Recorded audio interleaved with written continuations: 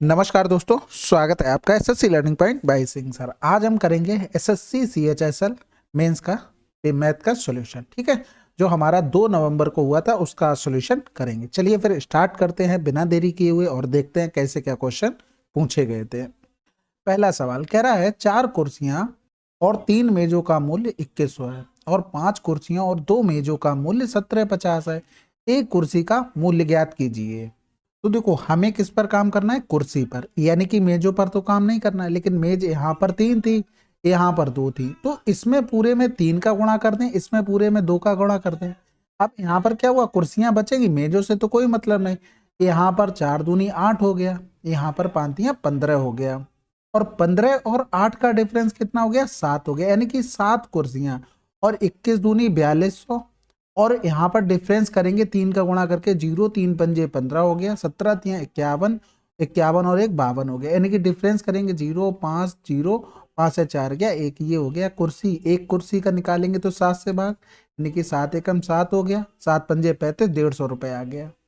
अब इसमें ऐसे ही करना पड़ता। अब अगर आप इस तरीके से कर रहे हैं, 4 चेयर 3 मेज, इसका दिया गया था 2100, फिर आप कर रहे हैं 5 चेयर 2 मेज का 1750, फिर आप इसमें पूरे में गुणा कर रहे हैं 2 का, फिर इसमें आप पूरे में गुणा कर रहे हैं इसका 3 का, तब फिर आपके पास टाइम बहुत कम बचेगा।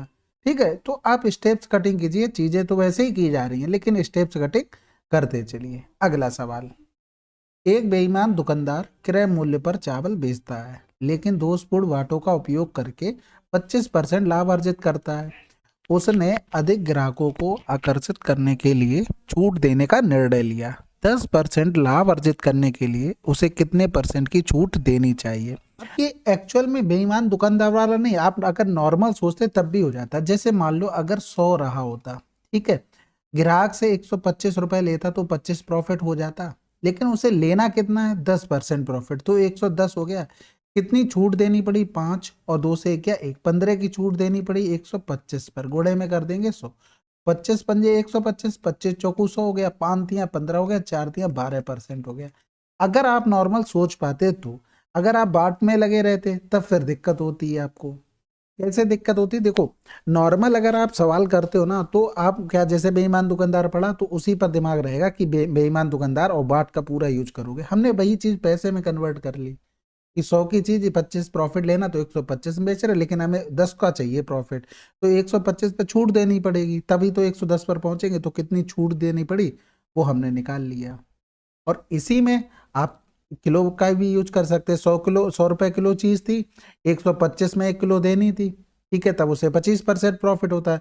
लेकिन उसने बाद में कहा नहीं, हम 10% प्रॉफिट लेना चाहते हैं, तो फिर उसे 110 रुपए किलो बेचना पड़ेगा। तो 125 रुपए किलो वाली चीज 110 में बेचनी, यानी कि कितनी छूट देनी पड़ेगी? 15 की, तो वहां से निकाल लेते। अगला सवाल, एक व्यक्ति ने साधारण ब्याज पर कुछ धनराशि उधार ली। 3 वर्षों के बाद उसने ऋणदाता को 4/3 धनराशि वापस कर दी। ब्याज दर ज्ञात कीजिए। देखो, 3 रुपए उसने मान लिया, हमने प्रिंसिपल रहा, उसने 4/3 वापस कर दी, यानी कि अमाउंट 4 वापस किया। तो इसका अगर हम देखेंगे तो ब्याज कितना मिला? 1 रुपया ब्याज मिला। किस पर? 3 पर। और 3 वर्षों में रेट हमें निकालनी थी, बटे में 100 हो गया, यानी कि आर बराबर में क्या आ जाएगा? 100 बटे में 9, जिसे हम क्या लिख सकते हैं? 11 से 1 बटे में 9%। अगला सवाल, 50,000 के बिजली बिल के लिए 30% की छूट, 26% और 5% की 2 क्रमिक छूटों के बीच अंतर ज्ञात कीजिए। अब इन दोनों का सम क्या हो रहा है? 31% हो रहा है। अगर बिल्कुल सेम आ रहा होता तब तो कोई दिक्कत ही नहीं थी। मान लो ये भी 30 होता, इन दोनों का सम 30 आ रहा होता, तो डिफरेंस क्या होता? 26 गुणे में 5 होता। लेकिन यहाँ पर तो अलग है। तो एकल छूट का फार्मूला होता है A+B माइनस का AB अपॉन में 100। तो 31 माइनस का 26 गुणे में 5 बटे में 100, 26 पंजे 130 हो जाएगा, यानी कि 31 माइनस का 1.3। तो 31 से 2 घटाएंगे 29, और 10 से 3 गया 7। इन दोनों में कितना फर्क है? 30 से पूरा 30 घटाएंगे तो 0, 10 से 7 गया तो 3, यानी कि 0.3% का। 50,000 का हमें यही निकालना था, 0.3%। तो ये 0 चला गया, एक 0 इससे चला गया, 5×3 = 15, 150 आंसर। ठीक। अगला सवाल, एक अर्धगोलाकार कटोरे का व्यास इतना सेंटीमीटर है, कटोरे का आयतन बताना है। भाई रेडियस कितनी हो गई? 21 बटे में 2 हो गई। कटोरे का आयतन यानी कि 2 बटे में 3, अर्धगोलाकार है ना, और पाई आर क्यूब होता है यानी कि 22/7।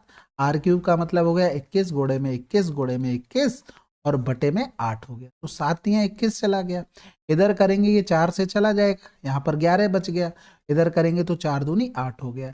तो 21 21 441 गुणे में 11 बटे में 2 यानी कि 1 4 1 5 4 4 8 हो गया और इधर 4 हो जाएगा बटे में 2। तो 2 दूनी 4 2 चौकू 8, जैसे ही 24 मिला आंसर लगा दो।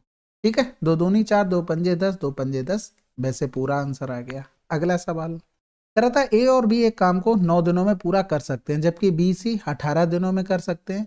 ए बी सी साथ मिलकर काम करते हुए उसी काम को 8 दिनों में पूरा कर सकते हैं। ए और सी को साथ मिलकर काम को पूरा करने में कितना समय लगेगा। देखो इस सवाल में आप जितना ओरल सोच सकते हो, मतलब एलसीएम वगैरह लेना उतना ओरल, जितना कम से कम लिखना उतना लिखना। जितना मैं लिख रहा हूँ ना, अगर उस हिसाब से जैसे आपको कोई भी सर्च वगैरह कोई भी पढ़ाता है, अगर आप उतना लिखते हैं ना जितना वो बताते हैं, तब आप अपने साथ धोखा कर रहे हैं। आपको स्टेप्स कटिंग करनी है, ये पहले समझ लेना। ठीक है, 72 हो गया, तो 8 9 8 72, 18 चौक 72, 8 ने 72 हो गया। हमें चाहिए ए और सी, यानी कि बी को हमें कहीं ना कहीं से हटाना पड़ेगा। तो सिंपल सी बात है, इन दोनों को अगर हम जोड़ लें तो क्या बनेगा, ए प्लस का 2b प्लस का सी बराबर में 12 हो गया। और हमें पता है कि ए प्लस बी प्लस का सी बराबर में कितना है, 9 है। दोनों का डिफरेंस कर देंगे तो कैंसिल आउट हो जाएगा, यानी कि बी बराबर में कितना आ गया, 3 आ गई। यानी कि इफिशियंसी हमें पता लगी बी की। तो ए प्लस सी की इफिशियंसी क्या हो जाएगी, 9 माइनस का 3 यानी कि 6 हो गई। तो 72 बटे में 6 कर देंगे यानी कि 12 आंसर आ जाएगा। अगला सवाल, एक विद्यालय के 40 विद्यार्थियों का औसत भार इतना है। यदि शिक्षक का भार शामिल कर लिया जाता है तो औसत भार में इतनी की वृद्धि हो जाती है। शिक्षक का भार बताना है। देखो औसत में वृद्धि हो रही, यानी कि 52 से तो ज्यादा लेके आए मास्टर साहब। ठीक है, अब वृद्धि कितनी हो गई है, 41 लोगों में 500 ग्राम की। भाई टोटल शिक्षक भी तो आ गए, 40 पहले थे, 41 लोगों में 500 ग्राम की वृद्धि हुई है। केजी बनाने के लिए 1000 से भाग कर देंगे, यानी कि 2 जीरो चले गए। इधर करेंगे 52 प्लस का 5 एकम 5 हो गया, 5 को 20 हो गया और पॉइंट लगा देंगे क्योंकि एक जीरो नीचे बचा हुआ है, यानी कि इधर आ जाएगा 72.5। अगला सवाल, त्रिभुज एबीसी में ए इतना है, सी इतना है, पी क्यू आर एबीसी के समरूप है और संगत है, तो क्यू का मान, यानी कि क्यू का मान हमें तभी पता चलेगा जब एंगल बी का पता हो। इन दोनों का सम करेंगे, 8 5 13 हो गया, 10 से 3 गया 7, आंसर आ गया। कैसे आ गया भाई, देखो सिंपल सी बात है कि त्रिभुज के तीनों कोणों का योगफल कितना होता है, 180 होता है। अब हमें b बराबर अगर निकालना है तो 180 माइनस का 8 5 13 किया और 10 से 3 घटाया तो 7, यानी कि b के लिए यूनिट डिजिट 7, तो इसका मतलब q के लिए भी यूनिट डिजिट 7, एक ही जगह तो लिखा था। बाकी आप पूरा कर लो, 8 5 13 हो गया, हासिल लगा 1 हो गया, 9 9 5 14 यानी कि 143 जो कि फेवरेट नंबर है, और 7 से 4 गया 3, ये 37 आ गया, और यानी कि b बराबर क्यू, क्योंकि समरूप है तो ये तो हमें पता है। अगला सवाल कह रहा है ए और बी प्रत्येक के पास एक निश्चित संख्या में संतरे हैं। ए बी से कहता है यदि तुम मुझे अपने 10 संतरे दे दो तो मेरे पास तुम्हारे पास बचे संतरों से 2 गुने संतरे हो जाएंगे। बी उत्तर देता है यदि तुम मुझे अपने 10 संतरे दे दो तो मेरे पास तुम्हारे पास बचे संतरों की संख्या के बराबर संतरे हो जाएंगे। ए के पास कितने संतरे थे, इसमें कुछ नहीं करना था, आपको केवल बेसिक दिमाग लगाना था। जैसे ए और बी, हमने मान लिया इसके पास x है, इसके पास y है। पहली कंडीशन में कह रहा है ए बी से कहता है कि यदि तुम मुझे अपने 10 संतरे दे दो, यानी कि अगर ये 10 संतरे अपने इसको दे देता है तो मेरे पास, कौन कह रहा है ए, तो मेरे पास तुम्हारे पास बचे संतरों से 2 गुने संतरे हो जाएंगे, यानी कि इसका 2 गुना ये बराबर हो जाए। ठीक है, ये तो पहली कंडीशन में होगी। दूसरी कंडीशन में ये कह रहा है कि बी उत्तर देता है, क्या उत्तर देता है, यदि तुम मुझे अपने 10 संतरे दे दो, यानी कि x से 10 चले गए, y के पास 10 आ गए। ठीक है, तो मेरे पास तुम्हारे पास बचे संतरों की संख्या के बराबर संतरे हो जाएंगे, तो ये दोनों बराबर हो गए, यानी कि x माइनस का y बराबर कितना आ गया, यहाँ पर 20 आ गया। अब इधर करेंगे तो x माइनस का 2y और ये 10 इधर आ जाएगा और ये माइनस का 20 था, यानी कि 10 माइनस का माइनस का 20 और 10 30 हो जाएगा। ये भी माइनस हो जाएगा, ये भी माइनस हो जाएगा, तो इधर हो गया माइनस का 30। ठीक है, तो हमारे पास दो बन गए, x माइनस का 2 y बराबर माइनस का 30। x माइनस का y बराबर में 20 हो गया। हमें क्या निकालना, तो a के पास कितने हैं, यानी कि हमें किसको हटाना है, b को हटाना। b को हटाने के लिए दूसरे में 2 का गुणा करना पड़ेगा, तो 2 का गुणा हमने कर दिया। तो यहाँ से देखो ये तो इनको ये घटाएंगे, ये जोड़ेंगे, ये घटेगा, तो ये तो कैंसिल आउट हो गया। इधर जाएंगे तो माइनस का x हो गया, इधर 40 और 30 70 हो गया, यानी कि x बराबर कितना आ गया। अगला सवाल, एक योग केंद्र में 60% सदस्य पुरुष हैं और 40% सदस्य महिलाएं हैं। यदि पुरुषों की औसत आयु 55 वर्ष और महिलाओं की औसत आयु 45 वर्ष है, तो सभी सदस्यों की औसत आयु क्या है। देखो 60% 40%, 20 तिया 60, 20 दूनी 40, यानी कि 3 लोगों का एवरेज 55 है तो और 2 लोगों का एवरेज 45 है, तो सबका पूछा गया। अब ये इतना आसान है, चाहे सिंपल गुणा करके कर लो, चाहे आप डिवीजन मेथड लगा लो। हमने मान लिया कि सबका एवरेज 50 है। अब सबका एवरेज 50 है तो 55 वाले कितने ज्यादा भाई साहब लेके आ गए, 55 वाले प्लस का 5, 3 का गुणा करेंगे तो 5 गुणे में 3, यानी कि टोटल 15 ज्यादा हो गया। ये 5 कम ले आए और -5 गुणे में 2 करेंगे, यानी कि 10 कम हो गया, यानी कि कुल मिलाकर 5 प्लस का आया। जो हमने एवरेज माना है उससे तो ज्यादा आएगा, टोटल 5 बढ़ रहा है। एक लोगों में भाई 3 तो 5, 5 लोग हो गए थे टोटल, एक लोगों में कितना बढ़ेगा, 1, यानी कि 51 आंसर हो। अगला सवाल कह रहा था x की पावर -2, इसका मतलब हो गया कि x की पावर 2 हमसे पूछ रहा है 1 अपॉन में, ठीक है।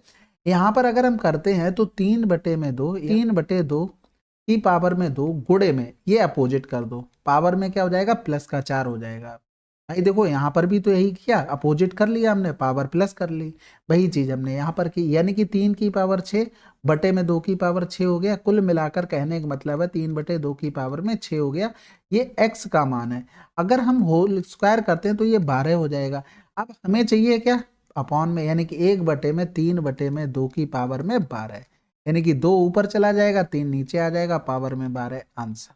अगला सवाल, एक लंबवृत्तीय शंकु की त्रिज्या और ऊंचाई में 25% की वृद्धि की जाती है, शंकु के आयतन में प्रतिशत वृद्धि ज्ञात कीजिए।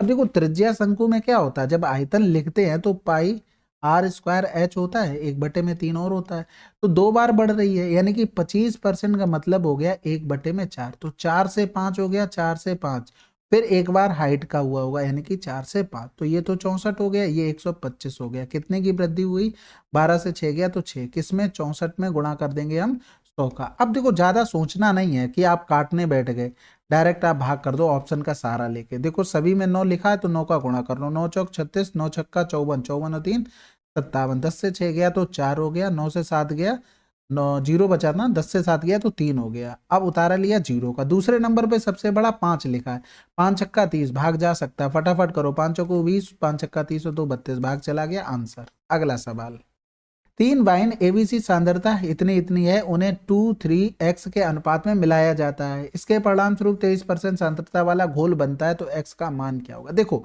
सवाल इतना आसान है कि आप सोच नहीं सकते।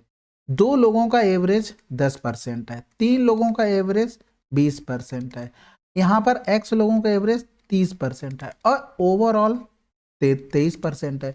यानी कि सबसे पहले तो हम ये देखेंगे किस पर कितना कम ज्यादा हो रहा है, या तो गुणा करके डायरेक्ट कर सकते हैं। कैसे कर सकते हैं, यहाँ पर इसका करेंगे, फिर इसका इसमें करेंगे, x का 30 में करेंगे, फिर इसमें 3 2 5 प्लस x का करेंगे, उसके बराबर कर लेंगे, या तो डेविएशन मेथड। एक तरीके से देखो परिणाम स्वरूप 23% कॉमन आया, इसका मतलब वो एवरेज वाला आया है, तो एवरेज का डिविजन मेथड लगा लेते हैं। तो ये तो -13 हो गए, यानी कि -13 गुणे में 2 करेंगे तो ये 13 दूनी 26 हो गया, ये -3 हो गया, यानी कि -3 गुणे में 3 करेंगे, -9 हो गया। अब ये भाई साहब 7 ज्यादा हो गए प्लस का, तो 7 इंटू में x हो गया। अब एक बात समझना, यहाँ पर ये कितना कम ज्यादा हुआ, 9 6 15, यानी कि 35 की कमी हुई है, लेकिन हमारे हिसाब से 7 की आ रही है, यानी कि ये 7x की जो वृद्धि हो रही है, वही जो 35 है ना जो कमी हो रही, वो इन्हीं ने भरपाई की है, तो ये 35 के बराबर कर दो, तो x बराबर 7 पंजे 35। अब देखो ऐसे बहुत कम समझ में आया होगा, समझ लिया होगा तो बहुत अच्छी बात है भाई। जो ये वृद्धि हुई है यहाँ से कितनी हो रही थी, 7, यानी कि x का गुणा करेंगे तो 7x की वृद्धि हो रही है। ये वृद्धि हो रही ना, ये क्यों आई है हमारे 7 इंटू एक्स की, क्योंकि ये जो 35 कम था वो इन्हीं ने भरपाई की है, इस वजह से। तो एक लोग यानी कि x में कितनी की हुई होगी, 5, यानी कि टोटल 5 लोग रहे होंगे। अब नहीं समझ में आया तो देखो हम कैसे बता रहे हैं, गुणा करके 10 गुणे में 2, प्लस में 20 गुणे में 3 प्लस में 30 गुणे में x हो गया। ठीक है, ये तो सम आ गया। अब यहाँ पर ओवरऑल 23 था, तो यहाँ पर 2 प्लस का 3 प्लस का x कर लो। ठीक है, तो 10 दूनी 20, 20 तियाँ 60 प्लस का 30x, और 3 2 5 हो गया, 23 पंजे 115 प्लस का 23x हो गया। ठीक है, अब यहाँ पर देखना 30 और 23 यानी कि 7x आ गया, डिफरेंस देखना अब वही चीज बनेगी जाके 80 हो गया, यानी कि हम 5 11 से 8 गया 3, यही चीज हम डायरेक्ट निकाल ले। तो इसमें कुछ अलग नहीं किया मैंने, बस आपको दिमाग लगाना है। अगला सवाल, एक खंभा 12 मीटर के इस्पात के तार की मदद से जमीन पर लंबवत रूप से खड़ा है, जो उसके शीर्ष से बंधा हुआ है और जमीन पर अधिस्थित यानी कि अफिक्स्ड है। यदि इस्पात का तार क्षैतिज जमीन से 30 डिग्री का कोण बनाता है तो खंभे की ऊंचाई कितनी है? तो देखो, बिजली के खंभे देखे ही होंगे ना अपने यहाँ, वो इस तरीके से तार बांध दिया जाता है, तो वो उसी की बात कर रहा है बस। लेकिन क्या कह रहा था, खंभा 12 मीटर लंबे इस्पात के तार से, और ये 30-23 डिग्री का कोण बना रहा था, खंभे की ऊंचाई पूछ रहा था, ये 60 डिग्री हो गया। आपने रेशियो तो पढ़ा होगा, अगर ये 1 है ये √3 है तो ये कितना होता है, 2 होता है, यानी कि ये कितना हो जाएगा, आधा हो जाएगा, 6 मीटर रहा होगा। अगला सवाल, एक दुकानदार ने अपना माल अंकित मूल्य से आधे दाम पर बेचा और इस प्रकार उसे 17% की हानि हुई। यदि उसने अपना माल अंकित मूल्य पर बेचा होता तो उसकी लाभ परसेंटेज कितनी हो? अब देखो, उसे क्या हुआ, 17% का हानि हुई। 17% की हानि का मतलब वो 83 में चीज बेच रहा है, यानी कि आधे दाम में कह रहा था, अपने अंकित मूल्य पे बेचा होता तो उसका 2 गुना कर दो, 2 तियाँ 6, 2 अट्ठे 16 हो गया, तो कितने का प्रॉफिट होता, 66%। अगला सवाल, ए और बी क्रमशः इतने इतने की धनराशि के साथ एक कंपनी में 1 वर्ष के लिए साझेदारी की शुरुआत करते हैं। 7 महीने बाद 30,000 की धनराशि के साथ सी उनके साथ साझेदारी में शामिल हो जाता है, और 9 महीने बाद ए अपना योगदान वापस ले लेता है, यह मानते हुए कि वर्ष के अंत में कुल लाभ इतना है, तो उस लाभ में सी का हिस्सा कितना होगा? सबसे पहले जीरो हमें कितने दिख रहे, 3 3 सभी में दिख रहे, इनकी जरूरत क्या है, हटा दो। उसके बाद यहाँ पर हम क्या करते हैं, रेशियो बना लेते हैं, जैसे 25 50 30 कर ऐसे ही लिख लेते हैं, नहीं तो बाद में कुछ कंफ्यूजन हो जाए। 5 छक्का 30, 5 एकम 5, पचम 25। ठीक है, ये रेशियो बन गया। अब हुआ क्या है कि इसने लगाए थे केवल 9 महीने के लिए पैसे, क्योंकि 9 महीने बाद ए भाई साहब क्या कर रहे थे, कह रहे थे भैया हमारे बस का नहीं रहा, हम तो जाने वाले हैं, तो उसने तो पैसा वापस ले लिया। ये 7 महीने बाद आए थे, यानी कि पूरे साल के लिए तो होना था काम, लेकिन 7 महीने आए बाद में, तो इन्होंने 5 ही महीने पैसे लगाए, किन्होंने, सी भाई साहब ने। लेकिन बी अकेला लगा रहा कि भैया तुम चाहे कहीं भी जाओ, हम तो अपना काम करेंगे। तो अब रेशियो इनका बनाना पड़ेगा, तो 5 से 5 दूनी 10 हो गया, और ये 5 चला गया। उसके अलावा 3 से कटेगा, बिल्कुल, 3 त्रिका 9 हो गया, 3 चौकू 12 हो गया, 3 दूनी 6 हो गया, यानी कि 3:8:2। तो 8 3 11 तो 13, यही 13 बराबर में हमें 3900 दिया था, हमें 2 बराबर निकालना था, तो ये कै गुना हो रहा था, 300 गुना, इसका भी 300 गुना कर देंगे, 600 आंसर। अगला सवाल, दो उम्मीदवार के बीच हुए चुनाव में 64% मतदाताओं ने मत डाले, जिनमें से 4% मत अवैध घोषित कर दिए गए। एक उम्मीदवार को इतने मत मिले जो कुल वैध मतों का 64% थे। इस चुनाव में नामांकित मतों की कुल संख्या ज्ञात करें। तो देखो, सिंपल सी बात है कि इतने वोट थे, 64% ने वोट डाला, ठीक है, बहुत बढ़िया बात। 4% अवैध हो गए इस पूरे में से, तो बचे कितने वैध, 96% बचे। इन्हीं का टोटल का 64% वोट उसको मिले, यानी कि 12,288। अब यहाँ पर कैलकुलेशन करनी थी बस, क्योंकि देखो यहाँ पर 5 वगैरह दिए गए थे, तो यूनिट डिजिट तो ऐसे काम चलता नहीं, लेकिन देखते हैं जहां तक चलता वहां तक चलाएंगे हम लोग भी। 12 अट्ठे 96 हो गया, 12 एकम 12 हो गया, 0 हो गया, 12 दूनी 24, 12 चौक 48 हो गया। फिर करेंगे 8 से, 8 एकम 8, 2 बच गया, 8 दूनी 16, 8 64 हो गया, 64 दूनी 128 हो गया। इधर करेंगे तो 2 तियाँ 6, 2 दूनी 4 हो गया। x बराबर में 1 2 3 4 5 6 बटे में 32 हो गया। तो भाग कर लेते भाई, 4 अट्ठे 32 हो गया, और इधर करेंगे 4 दूनी 8, 4 पंजे 20 हो गया। अब जीरो तो दुनिया भर के लगे ही हैं, 8 तियाँ 24 हो गया, बचा 1, फिर 8 एकम 8 बचा 2, 8 दूनी 16, 8 पन्ने 40, 3 1 2 5 लिखा है किसी में, आंसर लगा दो। जीरो की जरूरत नहीं थी, क्योंकि 3 1 2 5 डबल जीरो लिखा होता तब हम और देखते, लेकिन सिंपल लिखा हुआ था। अगला सवाल, अब इसमें देखो हमें क्या बताना है, P अपॉन में Q का मान बताना है। तो सबसे पहले तो जो हो सकता है हमसे पहले वो कर लेते हैं, उसके बाद हम कुछ और करेंगे, ठीक है। ये 10 हो गया। अब दोनों तरफ होल क्यूब कर देंगे। होल क्यूब करेंगे तो यहाँ पर एक चीज देखना, ये सारे बाहर आ जाएंगे, यानी कि 8/100 गुणे में 8/10 इंटू में P हो गया, 8⁻³ हो गया, इंटू में 8⁻³ हो गया, बटे में 1 2 3 4 इसकी पावर में 3 हो गया, इंटू में Q हो गया। अब हमें चाहिए क्या, P अपॉन में Q चाहिए। तो जो जो कटता जाए, पहले देखो 2 8 है तो 2 8 हटा दो, 1 बचा, यानी कि 8⁻4 पावर तो प्लस हो जाएंगी। अब ये देखो 1000 ऊपर पहुंच जाएगा, 10⁻3। ठीक है, नीचे यहाँ पर देखो 10⁻4 और 3 4 3 12 हो गया। ठीक है, जब पावर ऊपर जाएगी तो क्या हो जाएगा, माइनस की पावर हो जाएगी। जब बेस सेम हो तो पावर क्या होती है, ऐड हो जाती है, यानी कि 10⁻3 और प्लस होना था लेकिन प्लस माइनस माइनस, तो यहाँ पर 8⁻4 गुणे में 10⁻−9 आंसर। अगला सवाल, मान लीजिए कि ABC PQR दो सर्वांग सम है। सर्वांग सम का मतलब सबको पता होगा, बिल्कुल हूबहू, कोई भी फर्क नहीं होगा। A बराबर P बराबर 90 डिग्री है तो BC बराबर 29 है, PR बराबर 21 है, तो AB का मान क्या होगा। देखो ABC PQR, हमें देखो क्या दिया गया था, BC ये दिया गया था 29, तो इसका मतलब QR भी 29 होगा। PR हमको दिया गया था, PR कितना 21, इसका मतलब है AC भी 21 होगा। अब 20 21 29, ये तो ट्रिपलेट सभी ने पढ़ा है, क्योंकि यहाँ पर 90 बोल दिया, इसलिए ये ट्रिपलेट तो आना ही आना है, क्योंकि दो भुजाएं हमें पता लग गई। अब जो भी पूछा गया 20 आंसर लगा दो, बाकी आप सिंपल ट्रायंगल बना के कर लो भाई, बात वही पढ़नी। A90 था, ABC और इधर क्या हो गया, P90 हो जाएगा, क्योंकि जैसे लिखे होते वैसे ही रहते हैं, ऐसा नहीं कि आप इधर उधर लिख दोगे जाके। PQR हो गया। ठीक है, यहाँ पर ये 90 हो गया, ए 29 दे दिया था हमको BC, यानी कि ये 29 है तो यही 29 होगा, और कुछ नहीं कर सकते। PR अगर 21 है तो यही 21 होगा, यानी कि ये 20 और ये 20 होगा, तो AB का मान पूछा था, आंसर।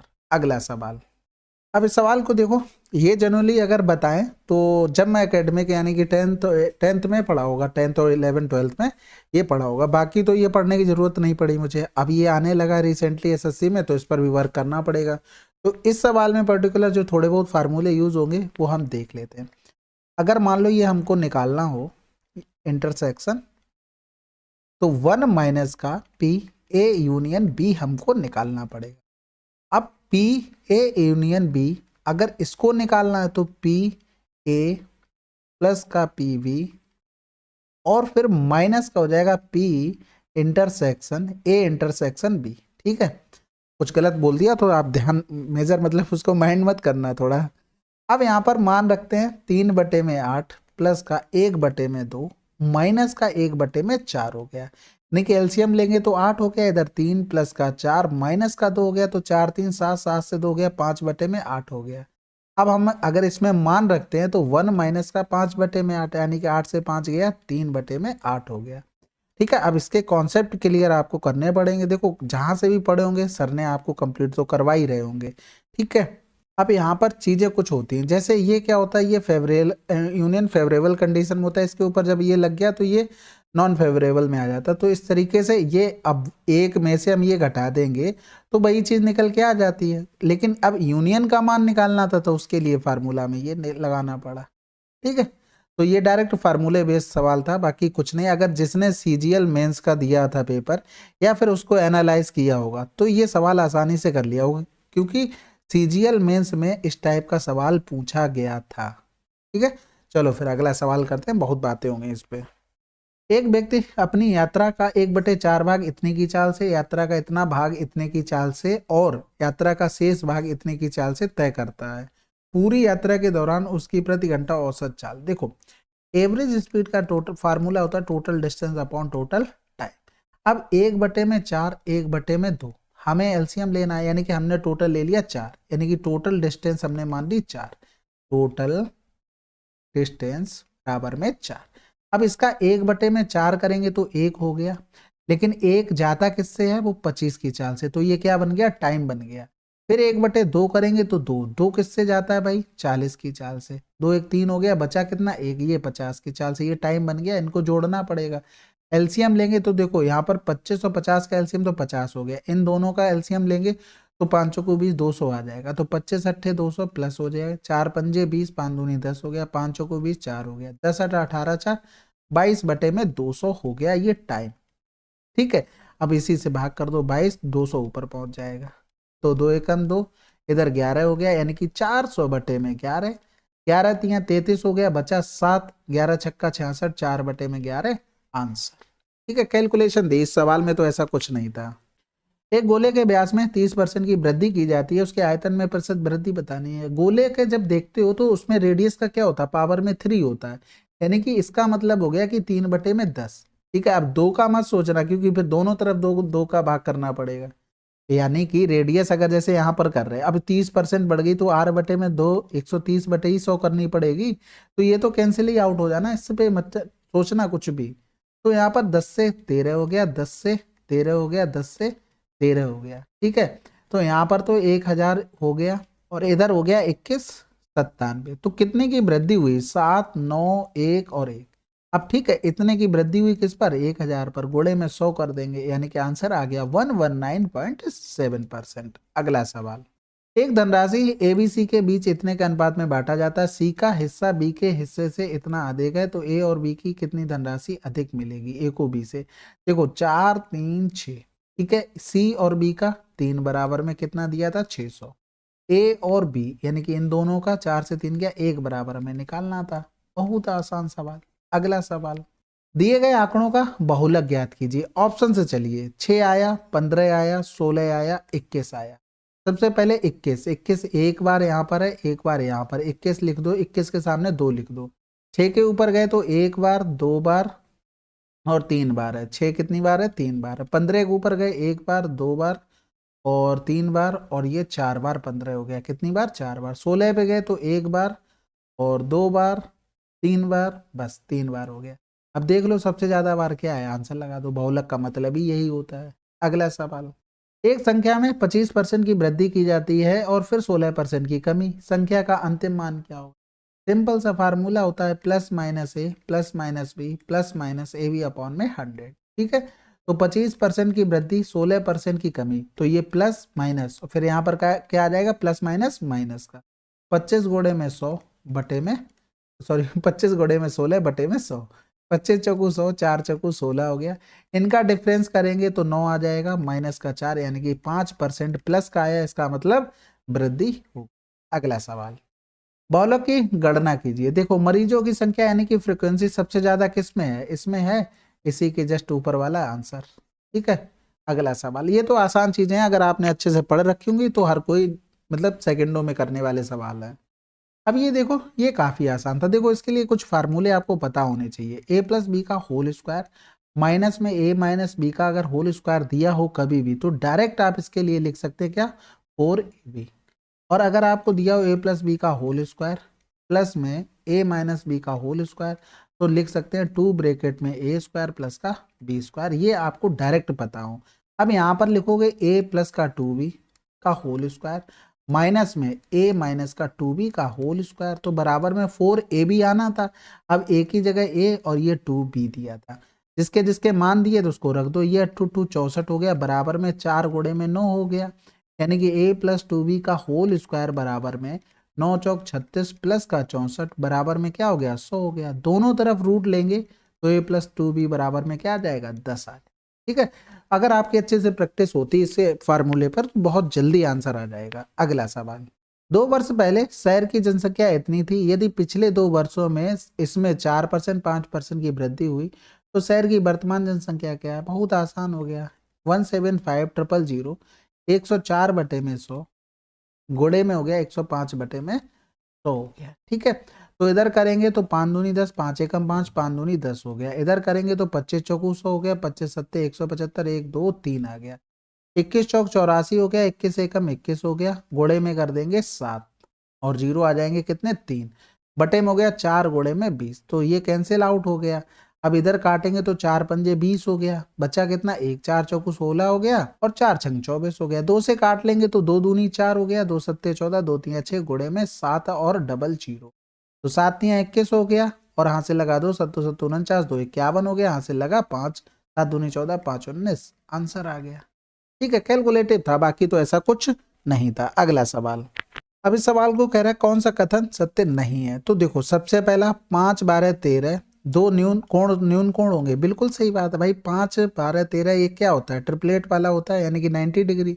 इन दोनों का कोणों का सम क्या होगा, 90 होगा, यानी कि ये 90 से कम, तो न्यून कोण पहला तो सही हो गया। कि दूसरा था त्रिभुज की भुजाओं के मध्य बिंदुओं को जोड़ने से बने त्रिभुज का क्षेत्रफल बड़े त्रिभुज के का 1/4 होता है, बिल्कुल सही बात है भाई। ये त्रिभुज ले लो, ठीक है, इसके मध्य बिंदु को मिला लो। अगर ये हम समबाहु त्रिभुज बना लें तो 4 4 4 होगी, तो ये भुजा 2 हो जाएगी, ये भुजा 2 हो जाएगी, क्योंकि ये क्या होंगे, सिमिलरिटी का काम करेगा। ठीक है, तो इसका बड़े वाले का एरिया √3y में 4 का स्क्वायर और इसका हो जाएगा √3y में 4 का 4 इंटू में 2 का स्क्वायर, तो ये तो कैंसिल आउट हो गया, ये 16 हो गया, ये 4 हो गया, इसका 1/4 हो रहा ना, ये भी सही बात हो गई। अब देखो इसमें क्या करते हैं, a बराबर में 2 पुट कर लेते हैं, यानी कि 4 और 6 भुजाएं हो गई। समद्विबाहु त्रिभुज है तो यहाँ पर इस तरीके से बना लो, ये 6 हो गया, ये 4 हो गया, इस पर परपेंडिकुलर डाल देते हैं, तो ये परपेंडिकुलर इसको 2 भागों में विभाजित कर देगा, ये 3 हो गया, ये 3।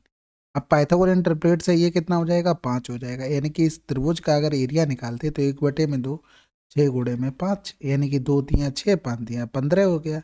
अब इसमें अगर हम रखते हैं 3 गुणे में √3 और एक ही जगह 4 हो जाएगा, बटे में 2 2 दूनी 4 हो गया, यानी कि 3 दूनी 6 √3 आ गया, यानी कि ये इसके इक्वल नहीं होगा, तो यही ये क्या हो गया, गलत हो गया।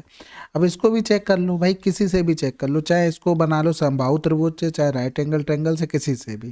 3 4 और 5 इसका अगर एरिया निकालेंगे 1/2 3 गुणे में 4 हो गया, यानी कि 2 दूनी 4 3 दूनी 6 हो गया। अब एल बराबर में सबसे बड़ी भुजा तो ये हो गई, क्योंकि सबसे बड़ी भुजा की बात कर रहा था, यानी कि 25/2, इसका मतलब 12.5 आ गया यहाँ से। अब जैसे इस पर भी ट्रस्ट ना हो आप लोगों को, तो एल बराबर में 4, यानी कि तीनों भुजाएं हम क्या कर लेते, समबाहु त्रिभुज बना लेते हैं, तो 4 4 4 हो गया, यानी कि √3/4 a स्क्वायर का मतलब हो गया 4 चौको 16, या तो हम 2 ही रख लेते तब भी हो जाता, कुछ भी रख लो, 4√3 आ गया।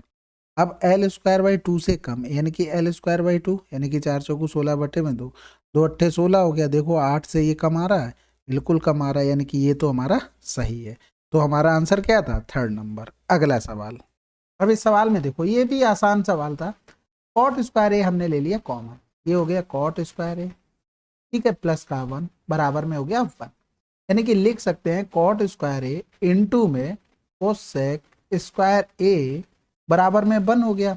अगर इसको हम खोलते हैं तो क्या लिख सकते हैं, cos² अपॉन में sin² है, और इंटू में 1/sin² लिख सकते हैं, बिल्कुल लिख सकते हैं। ठीक है, तो बराबर में 1 हो गया, यानी कि अल्टीमेटली हमें दिया गया था cos² बराबर में sin की पावर 4 है। ठीक है, अब इसमें देखो ये लिखा हुआ cos की पावर 4 है, यानी कि cos की पावर 4 है, माइनस में लिख लो यहाँ पर cos² है और फिर -2 cos² है। ठीक है, यहाँ पर इसको हम क्या लिख सकते थे, साइन की पावर 4 है, यानी कि cos की पावर 4 है माइनस साइन की पावर 4 है, और ये माइनस में हो गया 2 cos² है। अब cos की पावर 4 है और साइन की पावर 4 है, यानी कि इसको हम क्या लिख सकते थे, यहाँ पर a² - b² का फार्मूला लगा देते, यानी कि cos² है माइनस का sin² है और cos² है प्लस का sin² है, माइनस में हो गया 2 cos²। ठीक है, ये तो पूरा टर्म हमारे आगे क्या हो गया, 1 बन गया।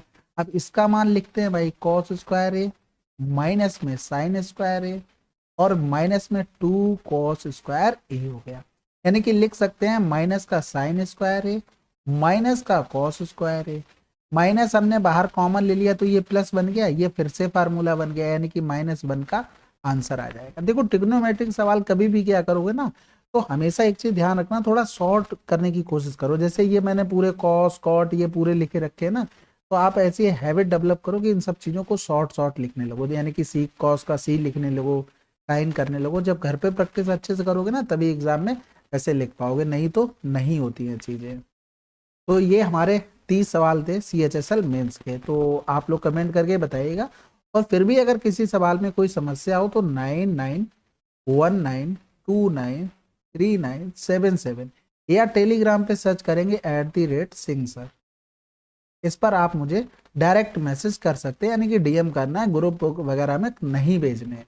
व्हाट्सएप इस नंबर से चलता नहीं है, तो आप इस पर भी मैसेज करने से कोई फ़ायदा नहीं है। केवल आप नंबर सेव करके टेलीग्राम पर मुझे भेज सकते हैं, वो भी डायरेक्ट DM करना है, ठीक है। बाकी कोई सजेशन हो तो कमेंट कीजिएगा, और सोल्यूशन कैसा लगा वो भी कमेंट करके बताइएगा। मिलते हैं अगले वीडियो में, तब तक के लिए जय हिंद, जय भारत।